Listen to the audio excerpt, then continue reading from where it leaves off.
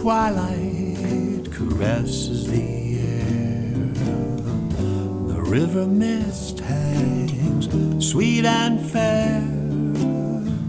The evening swallows, they whisper their tune, dancing on the moon.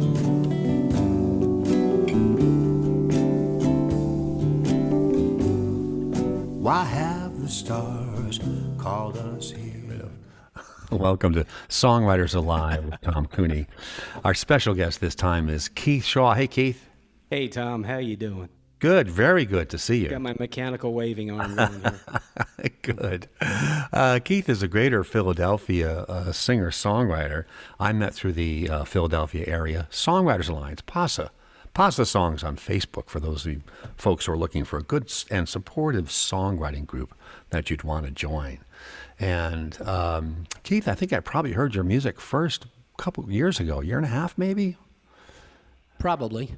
Yeah. Thereabouts. It's hard to tell.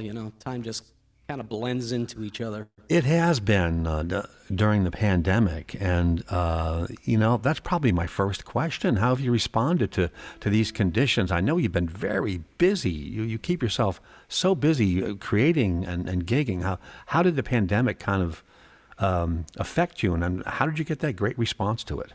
Actually, it's funny because I was having this similar conversation about 3 or 4 days ago with someone, and we are both on the side. I know a lot of people struggle with it, still struggle with it, but at the risk of sounding like overly happy or whatever, I was very positive about it. I actually did a lot more things than I normally would have done.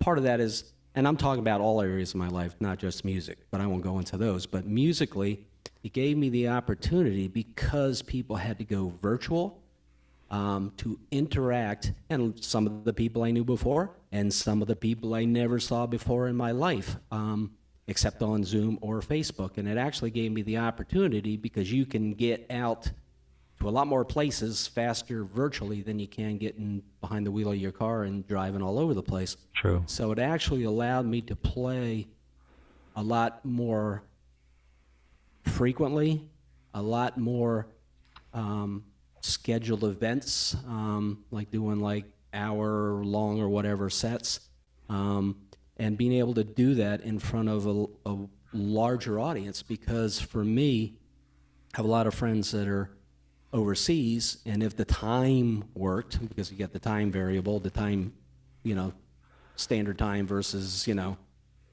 GST and stuff, allowed them to actually tune into some of the streams that were open, like on Facebook or Zoom through Facebook, that normally they wouldn't have been able to do, or it had been a number of years since they saw me perform live. So for me, it gave me the opportunity to do a lot of that.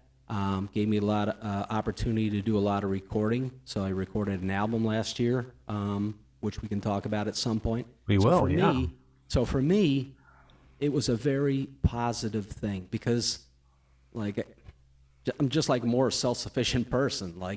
Things that close down, like gyms and stuff, didn't bother me either because I have I'm all self-contained.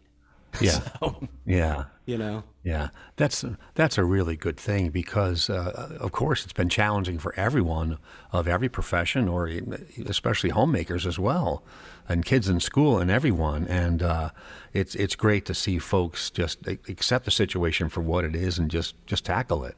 Yeah. And I think that shows up in your attitude whenever I see you perform. Yeah. You're always positive, and it's a very, very good thing. We'll talk more about Keith's background and other neat stuff, but we usually like to get started pretty quickly on the music. And what song were you thinking of sharing with folks first? Well, since I have this guitar on and it's tuned in a wacky tuning, as I told somebody the other day, you won't find this like in a Mel Bay book or something like that. Actually, I became familiar with this tuning because of these virtual things that we're doing. And actually, to name it, just through PASA. Oh, just so you know, we have an interloper in the room. My cat is down around my feet, so I look down from time to time. He's doing his head boops into my leg. But anyways, this tuning, which is C, G, C, F, C, E, lots of C's. Like I heard somebody play it on the Pasa one evening when we were doing it back, I don't know, 6 months ago. I said, that sounds pretty cool, and I studied up on it, and I started strumming around, and next thing I know, like a melody started to kind of fall out of it. And like chord sounds and stuff started to fall out of it, and I said, ooh, that sounds pretty cool. And then I started thinking about things, and I started thinking about fireflies and stuff. So I wrote this song, Firefly Serenade. The music came first, like the melody and the music came first, the strumming, and I recorded it just to make sure I was hearing what I thought I heard, and then I wrote words to it, and here it is, Firefly Serenade.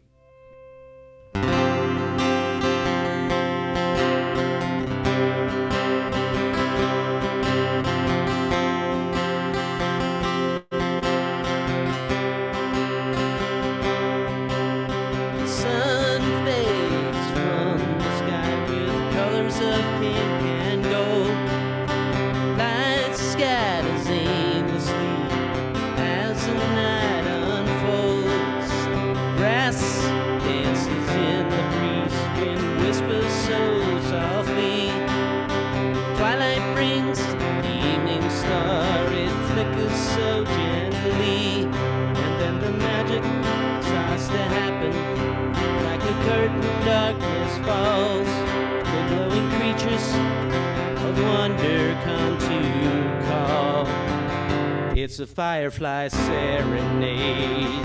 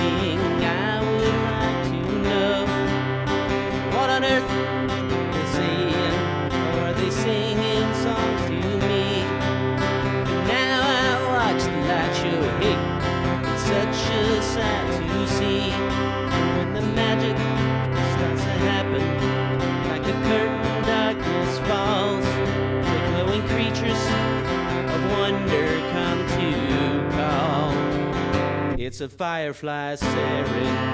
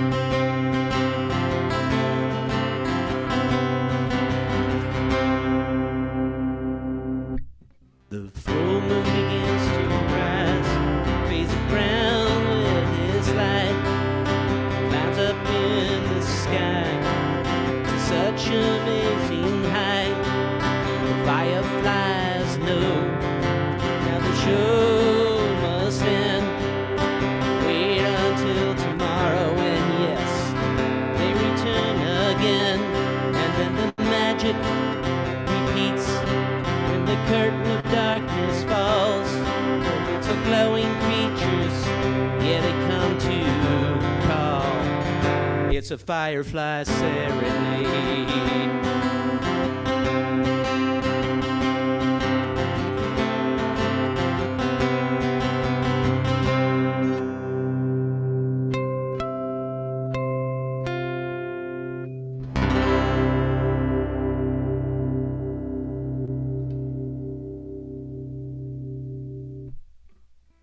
Wonderful.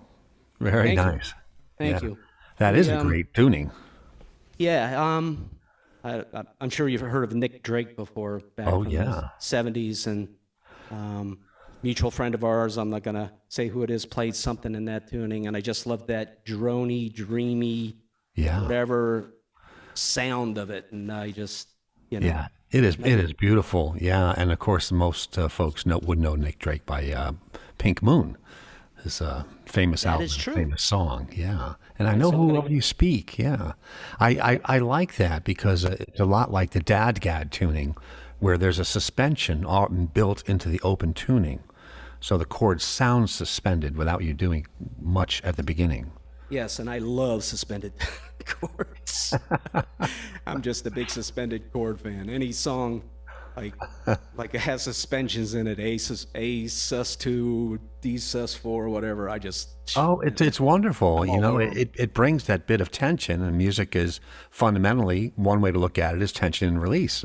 Suspension suspends it, allows you to resolve it. It's beautiful. Yeah, and the best part of it is a guitarist.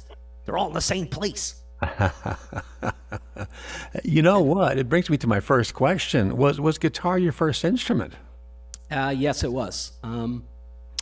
Growing up, and I have a lot of friends, and maybe even yourself, because we haven't talked about this, you know, stuff. Like I have a lot of friends who, growing up, learned an instrument: piano, drums, guitar, trumpet, whatever.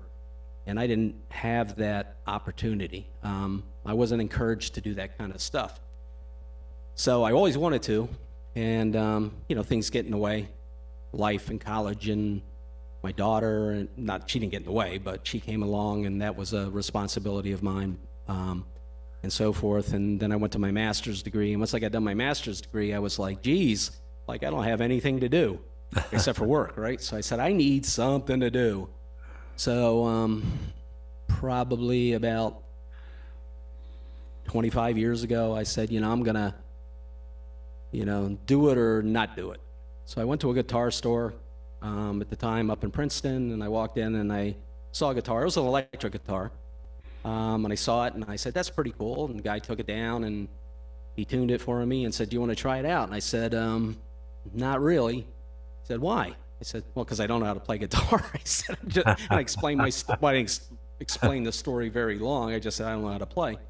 So he showed me, you know, a couple basic chords, you know, open E and open C, and said, you know, good luck with it. And I don't think I ever saw the guy again. And then I just started monkeying around with it, and just started, and I took some lessons here and there. But it was a completely different style of music from where I'm at now.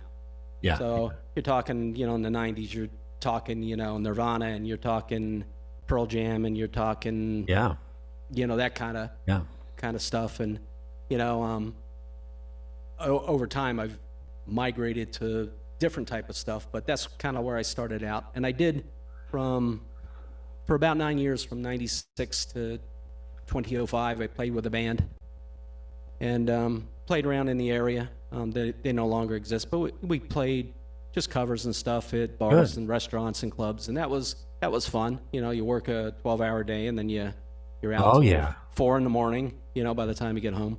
I've been there. And then in 2005, unfortunately,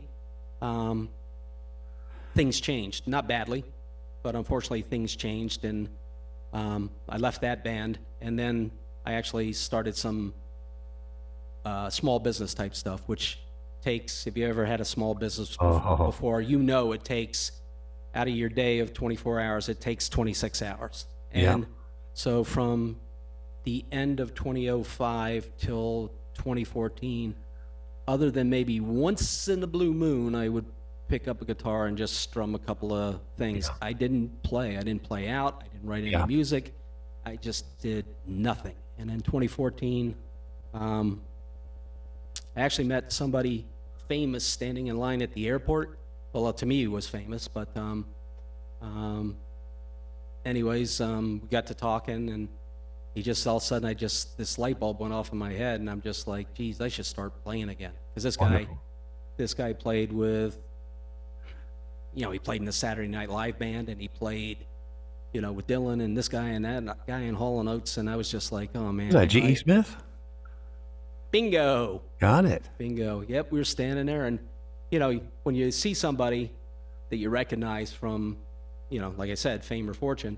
Yeah. I mean, some people would just run up and, you know, like, like a teenager, right? But I'm always like wary. But since he was, you know, you have that thing you weave back and forth at the airport when you're waiting to go through security.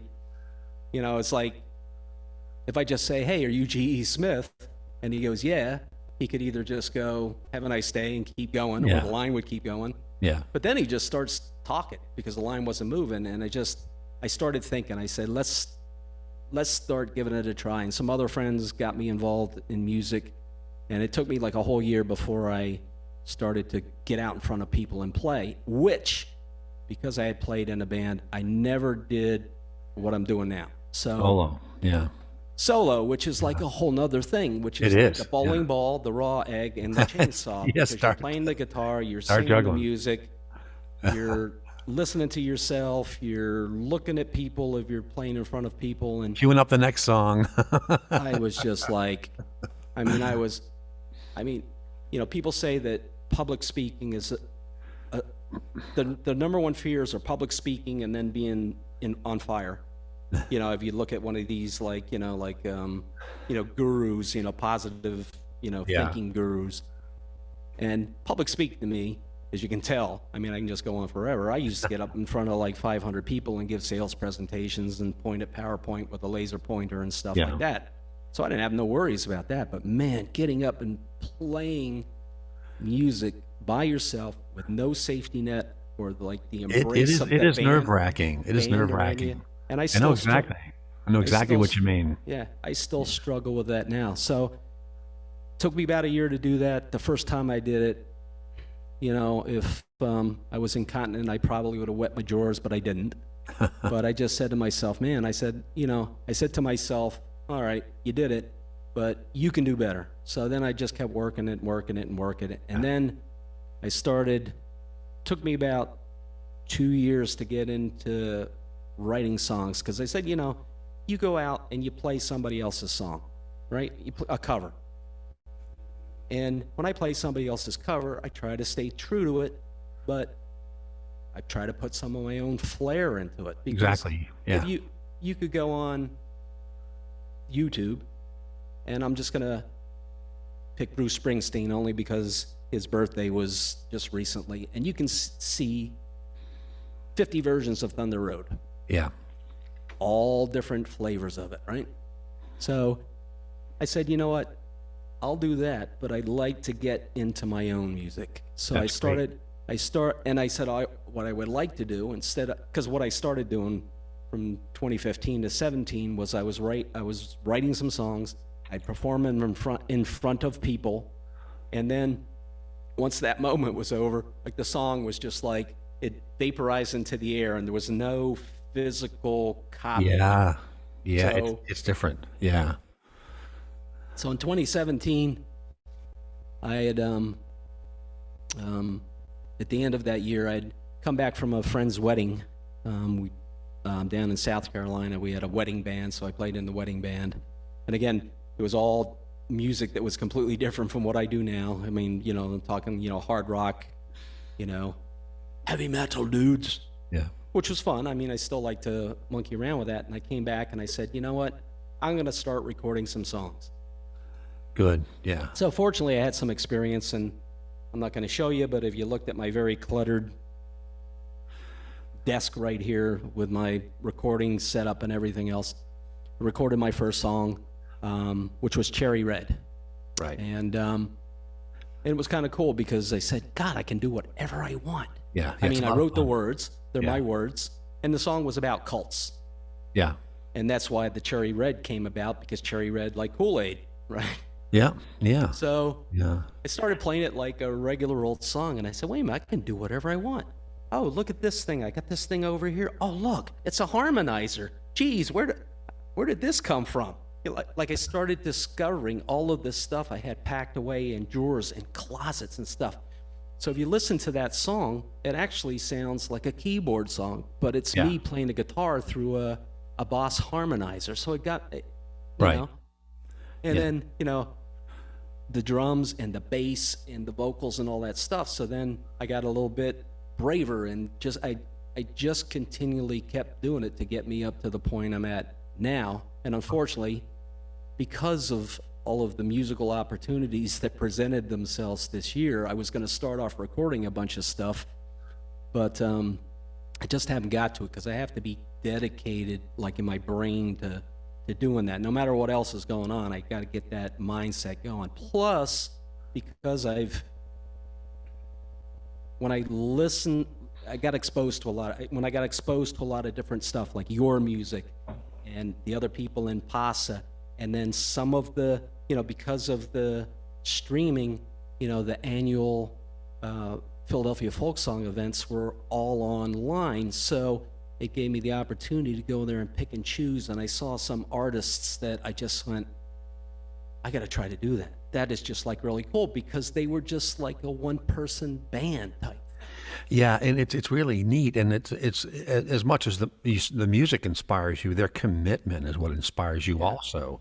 That they're sticking to it, they're producing the content, and even if they're not sure at the moment what's going to happen with the content, they commit to finishing the song, getting the rough version recorded, and then playing it live a few times so that they know what the song's supposed to be before they move on to something else. Yeah, but some of the people I saw, like I said, yourself, you've been very inspirational. Well, thank you. Some of, the Nick Drake tuning I copped off of Rob Lincoln. Rob Lincoln, yeah. Yeah. I've even some of the people, Charles Nolan kind of filters in and out of that. Some of the stuff he does. And then just some of the well-known people, like I was familiar with Kev Mo, I knew some of his stuff, but when I saw him live, so to speak, at the spring PFS thing back at the end of February, I was just sitting there on the couch with my tablet in front of my face. My jaw was on the floor, and I'm going like, I got to start playing more. Yeah, and he's like such a relaxed and confident communicator and performer. I'm a big-time introvert. For me, performing at live on screen or live in person is draining. I'm exhausted by the end. But for a lot of people, I'm driven by the music. I'm compelled to play. I have to. And it's nice seeing someone like Kev Mo or someone else just like being, I'm performing, so what? I need to relax and deliver, and they enjoy it. Well, plus too, with a guy like him, the musicality, his technique, his style, the sense of history. And he says, I was inspired by Big Bill Brunzi and this guy and that guy and Robert Johnson, but he's taken that and tweaked that into something that he can communicate and be comfortable with. So for the last 6 months, that's what I've been working on, is trying to get more of that style of playing into my own. Because another reason I didn't start recording, I did start recording, but then I realized I had a lot of songs that were kind of sounding the same. Yeah. I was going like, I like that song, I really like the song, but I'm kind of like, unless I'm careful, it's going to sound the same. So right now I'm in the woodshed, so to speak, and I'm working on, and actually some of the things I played over the weekend at the Pops Train Music Festival down in Tuckahoe have been influenced, like my song Lonesome Whistle, have been influenced by some of that, old style stuff. Wonderful. Yeah. And so I want to, within about a year, I want to kind of totally I don't want to abandon what I've done, because I still have a lot of my one person stuff. Yeah. I'd like to get more of that other flavor into the things that I'm. It will change, which is good, which is a good thing. All musicians, their music changes over time, not unless you're a cover band, and there's nothing wrong with that. But it's great that it changes. While you're thinking about what you're going to play for your next tune, you had mentioned a number of other instruments, and I was going to ask you, on your recordings, are you playing a lot of the other instruments? I'm playing, everything that you hear on the song is by me. That's fantastic. So drum or bass or keyboard or... And here's the thing. Like I said, I'm in the woodshed with the acoustic guitar, right? Yeah. I've gone back to the woodshed, not because I need to learn how to play an open C, but how to get more of that, and working on my timing and tapping my foot and doing all that kind of stuff that makes me more like a Kev Mo or a Robert Johnson, kind of a flavor into my playing, like incorporating that into what I'm doing. Nice.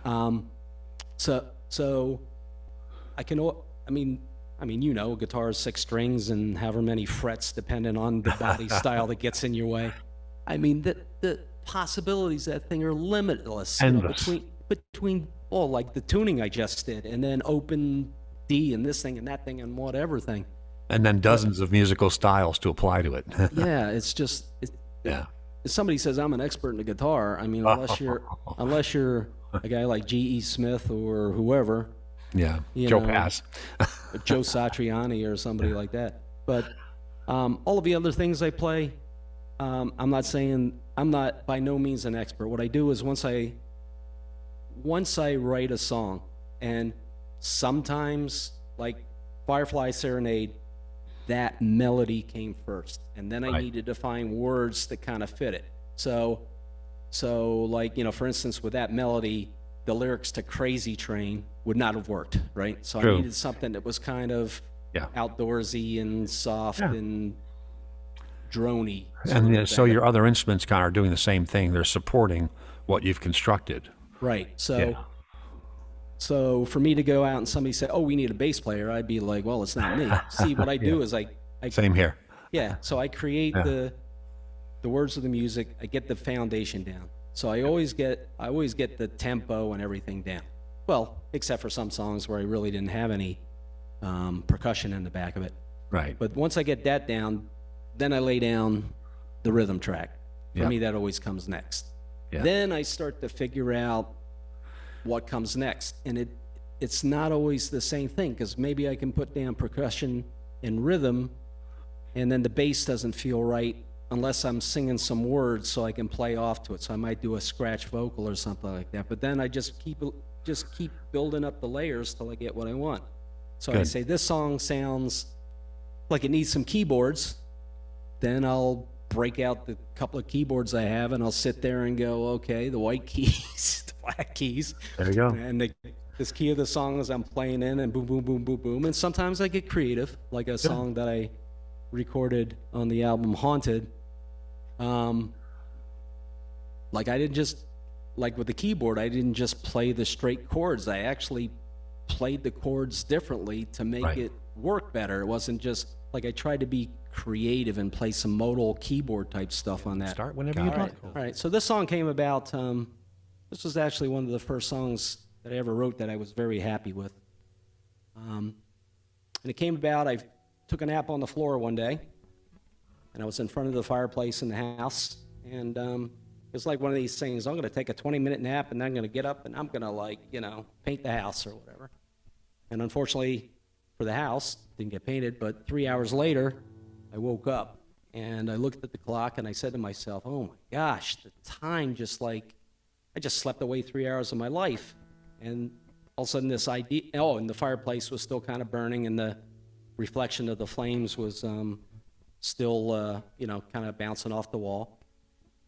And I got this idea of you know, you kind of sleep through a big chunk of your life, right? You can sleep 8 hours a day, you know, so you're sleeping a third of your life. A lot of people go through their whole life sleeping. I mean, they're awake, but they're sleeping because they're not in tune with what's going on. And that's what gave me the idea of the song Ticking. And it was ticking because of like an old school clock with hands on it and the second hand and everything else. And that's how it came about. So that's probably enough about my nap time there. So this is my song Ticking from my album Haunted, which is available on a bunch of places, Reverb Nation and Spotify and Bandcamp and all that cool stuff. So let's get going.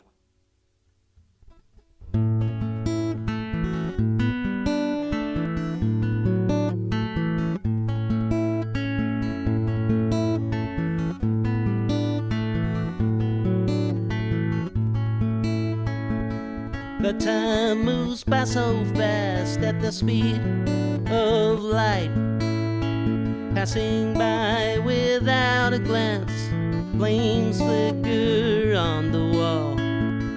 I remember when we were kids, we were stealing our way through space and time, looking forward to the future waiting us, never wanting to stay small. Time decaying hands move ahead, Seasons I go through the years, calendar pages are torn, time ticking hands move ahead. Calendar pages torn away.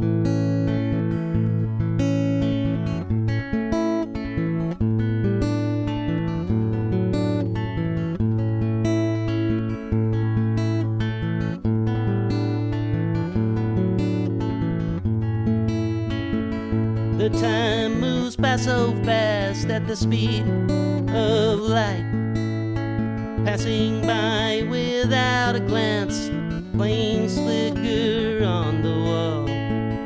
As I look behind me now at the bridges I have crossed, every step was a game of chance, destiny consumes us all. Time ticking hands move ahead. Seasons I go through the years, calendar pages are torn, time ticking hands move ahead. Calendar pages torn away. Calendar pages torn away. Calendar pages torn away.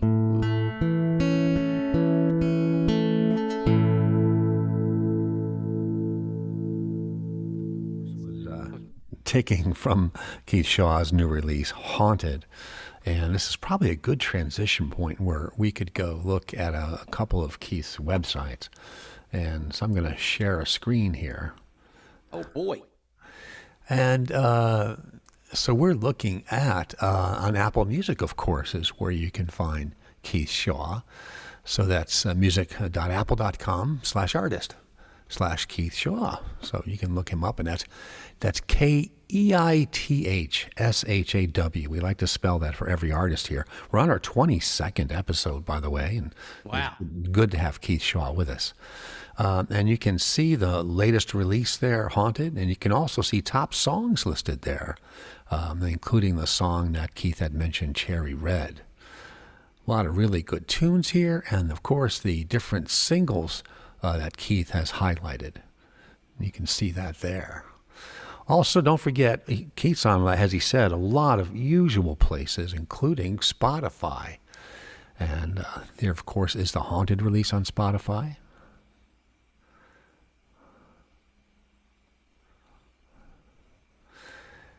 And he has a Facebook page, and that's Keith Shaw Music. Keith Shaw Music on Facebook. And you can see there's a couple good pictures that were down here I wanted to highlight. This is you playing at the Kelly Center in Havertown? Yeah, that was this past Sunday. Yeah. And somebody was nice enough to take that picture of me while I was playing. That's a great picture. Obviously, I can't do it, but I couldn't remember if I was laughing while I was playing or just extremely happy because I'm looking goofy. Yeah. Now, I wanted to give you a chance to talk about this, too, because this is your gig you've got coming up here. Yeah, this is well, actually, let me back up. The Elephant Talk Indie Music Awards are this Friday and Saturday. It's down in Mays Landing at a place called, Watering Hole Cafe. Yes. Geez, I almost forgot it. That's Mays Landing, New Jersey, for you out of state. Mays Landing, New Jersey, yeah, in case there's some other Mays Landing in, like, Minnesota. But kind of a neat poster. Yes. The people upside down on the top are the Friday people, some names that people may recognize on there. Yeah. Some names that I recognize. And then Saturday, I'm on there down at the bottom because I'm going to be opening Saturday. I'll be at noon, from noon to 12:45, and I'll be doing all original music. I'll probably do some of the songs that I just did. It's a great... a gentleman named Jerry Ryan, who I became familiar with a couple of years ago, started this actually, a dozen years ago. as I recall, but I haven't been involved with it more than a couple of years. And I got involved with it, and every time he's putting out the call out for people to donate some time and play, you know, I'm always raising my hand. But And that's also a fundraiser, right, Keith? that is correct. Boy, what a segue. Did we rehearse this or We what? did, totally. But there's an organization that Elephant Talk supports called Sprouting Connections. And what Sprouting Connections does is they do programs in the communities for people, not only youth, but also adults who struggle with autism. And they have sporting programs, karate and art and crafts and stuff like that and so forth. And then they also do things in the area of employment. I know one of their objectives, and I'm not sure what the time frame is of it, but they want to actually start a working farm and then use that as an opportunity for people who struggle with or on the autism spectrum to, you know, work in an environment like that. Well, that's wonderful. And actually, I can see that becoming a great fundraiser for them, you know, when the harvest comes in, so to speak. That's great. But this is what this is about on Saturday. So if you can make it down there, please do. There will be an award show because Jerry did just do the Elephant Talk Indie Music Awards Got it. nominations and finalists. There will also be I don't know if you can read that at the bottom. There'll be some other activities there. There'll be a drag show called What's the Buzz? I see that, yeah. Yeah, and that's kind of a new add to it. Actually, it's pretty cool. Because why not, man? Just much entertainment as you can throw at it. And For those folks who can't make it, so that's, you can reach out to sproutingconnections.org. That's sproutingconnections.org or elephants4autism.com, elephants4autism.com. yes, I've also put, I believe that it works. I think it's above that thing there, but if you go to my Facebook page, there's a QR code that you can scan and donate. So Wonderful. you know, it can be $1, it could be $2, it could be $5. You can get generous and throw a 20 in there. Sure. But Or more. anything you can do would be great. And if you can come down, that's great because you have the support of people in the community that come down. Come down and yell and scream and cheer and, you know, everything else, and eat some hamburgers because they have food and of course Have some fun, beverages there listen too. to music, and do it all for a good cause. That's Yeah, fantastic. and it'll go on Saturday from 12 noon till, whenever they finish up. That's great. And you mentioned you have a private party coming up, and then, of course, you'll be part of Make Music on December 21st, which is usually their big celebration, of course, is every June 21st, but they're doing one in the winters now. So Yeah, I did the one on June 21st. That was a lot of fun. Yeah. Because I really needed it that day. Yeah. Because I was having beginning of the summer was just pretty grinding to me. And I played that day, and that was just like a release. Just got all of this whatever out of me, and I finished up and turned everything off, and I just felt great. And I said, now the summer can definitely be a lot better. It has. There we go. That's a good thing. So, so you seem to be in a writing mode recently. You mentioned a bunch of things that are so recent they haven't been committed to even rough recording yet, and you're working on other songs. Are you kind of in a phase right now?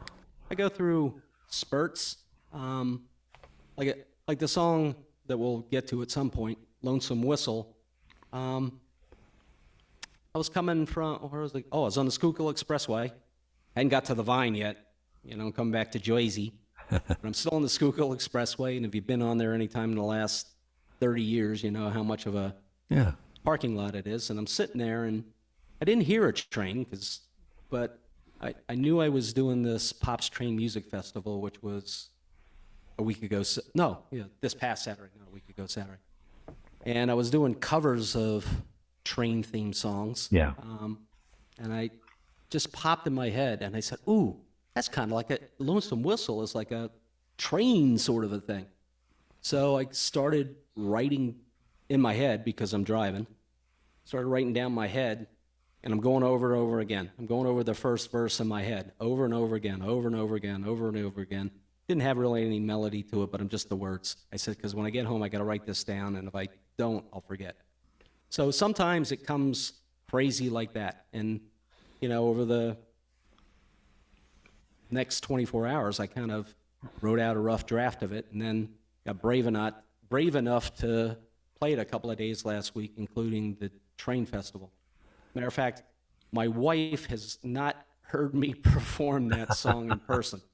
She great. only heard it because she watched the live stream from New Avenue Cafe on Sunday. Isn't that crazy? That's Yeah. crazy. But Firefly Serenade came, a little bit before that. Then I have, like I said, I have some other songs I just haven't recorded yet.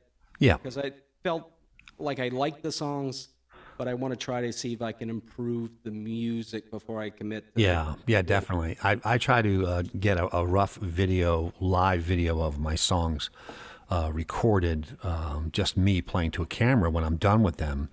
And then I try not to get more than 1 or 2 songs behind. And right now I'm about 4 songs behind. I've just been writing an awful lot, which is a good thing. And as they say, when the muse taps you on the shoulder and tells you it's time to write, you don't tell her to go away. Yeah. Well, we were a couple of weeks ago. We were out on vacation out west and hiking around in southern Utah. I saw that. Great pictures, by the way. Yeah, thanks. Not far from Arizona border. So you're getting the real, prehistoric looking landscape. Oh yeah. And my wife had never been to Vegas, so we started out there, stayed there for 2 nights, and then made our way up for the next 7 days up in Utah. But started to get some ideas of things, what I saw. We went to a restaurant, and they gave me an idea for a song, so I wrote out the lyrics for that this week, and I got to come up with some music. I also saw some other things, just signs and things in Las Vegas, and some things, and it started to give me an idea for a song, which I've got probably an outline of. And then another one was just more of a personal song. So just in the space of that time we spent out there, I got 3 song ideas that I need to flesh out. And it's wonderful. With those songs though, like I said, I don't have any melody for them. I have an idea for the one song, and I don't want to give away the title, but I do have a T-shirt with the title on it. Not that I made, but it's the name of the restaurant we went to, which gave me the idea for the song, and I'm kind of making it like a sort of a sing-along thing if it works, so we'll see how that goes. Yeah, it's wonderful, and what you mentioned about whatever part of the song comes first, just lyrics on a page or a melody or a chord progression, you can't stop playing. You always take it, whatever comes, you take it and grab it. That's great advice for any songwriters out there, novice or otherwise. Yeah, and for every one that you write and you feel very comfortable with, you probably have a notebook with 10 other ones. Oh yeah. There's an attrition rate for sure. I know a lot of people like to write with pen and paper, and if I'm in a pinch, like Lonesome Whistle, like I ran in the house and I found a notepad and started scribbling stuff. But more often than not, when I write, I try to do it electronically, because then it's easier for me. Like I'll say, well, that doesn't work there. That verse doesn't go there, really. It doesn't flow for my logical thought. So I can move that easily, or change this word or that word or whatever, and then I can stare at it versus having to look through a bunch of stuff that I scribbled or erased through. So I've actually become more computerized as far as writing out the song, and then it's real easy for me to make a chord chart. So when I'm recording, I can have the chord chart there, and everything else, and then when I do write a song, if I do have soloing parts in it, I do wonderful. I do write the solos out. So I have a staff, and I write all the solos out, because you got to count. You want to get it right. You don't want wonderful. Right for you. I should say. Well, before Keith heads into the last song he's going to share with us, I want to repeat that we're here with Keith Shaw, and you can see him on Reverb Nation or on Facebook and Twitter as Keith Shaw Music. in addition to Reverb Nation, Apple Music, and Spotify, and typical places where you find music for sale. His newest release is called Haunted, and it's wonderful. One other thing I have to mention, Keith, is I love the pop sensibility to a lot of your songs when you put your bass and drum and keyboard behind it. A lot of your songs have a great hook, and you build in this real pop sensibility to your final production. It's really cool. Thanks. As part of, like I said, when I first started playing guitar, it was a lot of the harder edge stuff, and then I've kind of, migrated to pop, and now I'm going to probably migrate into, more blue, like Delta style blues type stuff. Yeah. Cool. Well, again, you do get the fringe benefit of improving your finger style stuff. Oh yeah, it never ends. The work never ends. Which I'm on a major league quest to, because that was another reason I stopped the recording after I got started. I realized I was just doing a lot of Travis style picking, and I said, man, I got to kind of mix it up a little bit, or everything's going to sound like Travis style picking type. Yeah. Thing. So. Yeah. Because that's pretty for. Maybe for some people it's not comfortable, but the Travis style picking is really comfortable for me, so I keep gravitating towards that. Yeah. I my right hand, I very luckily, my right hand is a drummer that often is doing things unconsciously, and I play broken finger style picking. I play broken bossa nova. I use my pick and just use everything, and it is a whole nother world unto itself. It's a neat thing. Hey, this is Songwriters Alive with Tom Cooney. This is episode 22 with Keith Shaw. Keith's going to take us out on another one of his originals that he'll introduce in just one more second. Again, make sure to find Keith's stuff on Reverb Nation, Apple Music, Spotify, and wherever else you find good music these days. And he's also reachable at Facebook and Twitter as Keith Shaw Music. And Keith, I want to thank you for sharing your tunes and sharing your insights and sharing where you are on your journey. And thank you very much. All right. Thank you for having me. This is great.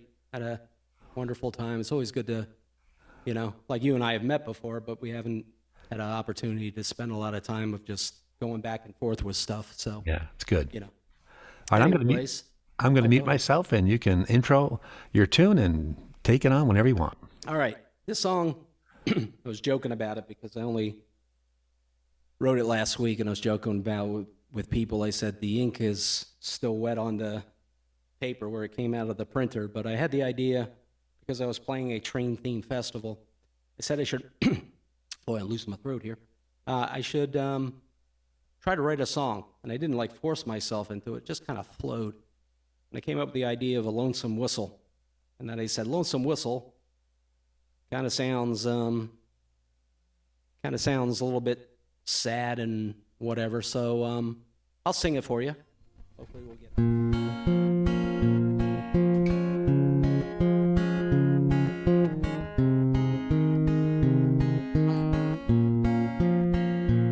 Can you hear that lonesome whistle blow?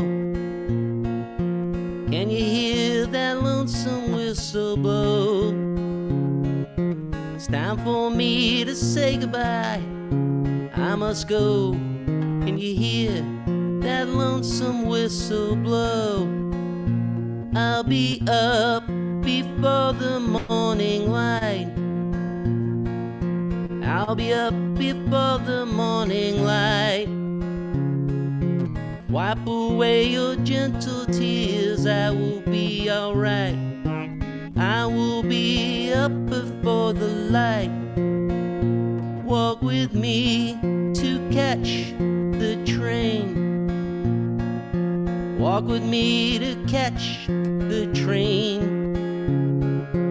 Hold me close because you won't see me again. Walk with me to catch the train.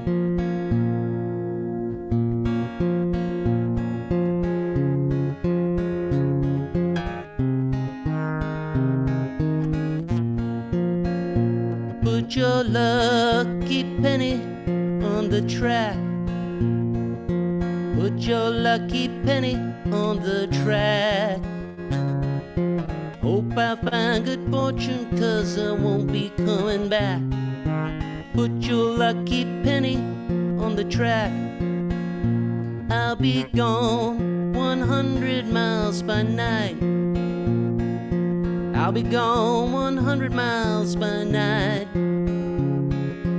Far beyond the horizon, yes, I will be alright. I will be gone by night. Can you hear the lonesome whistle blow? Can you hear the lonesome whistle blow? Time for me to say goodbye, I must go. Can you hear the lonesome whistle blow? Can you hear the lonesome whistle blow? Can you hear the lonesome whistle blow?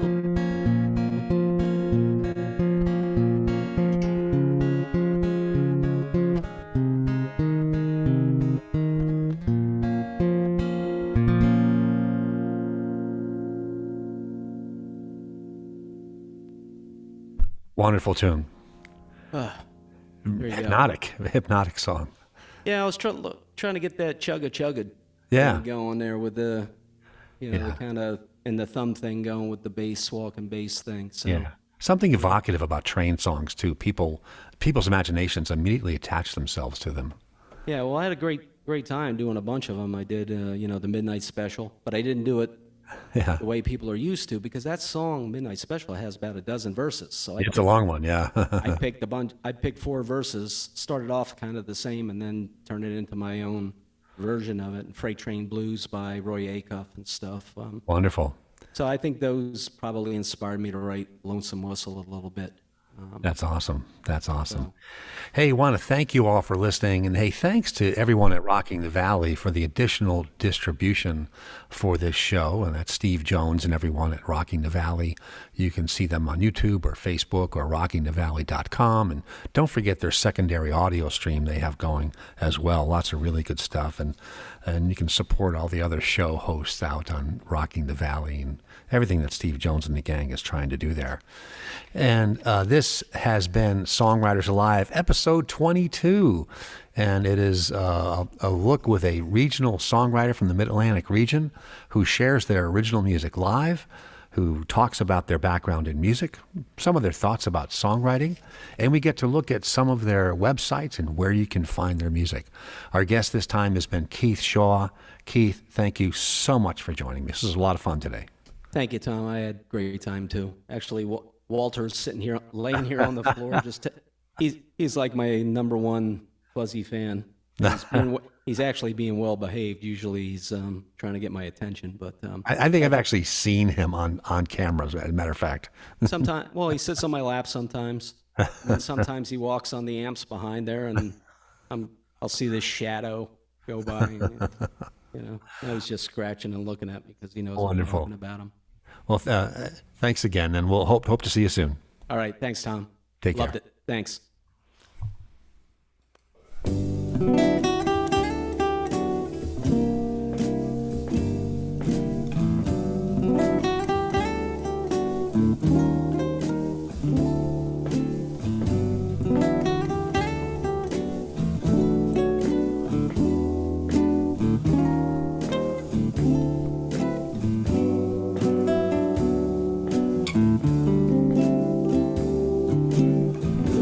Breath of twilight caresses the air.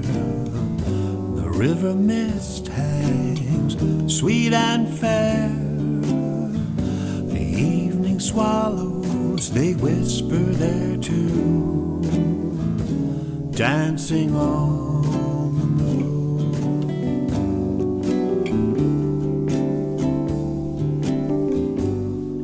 Why have the stars called us here?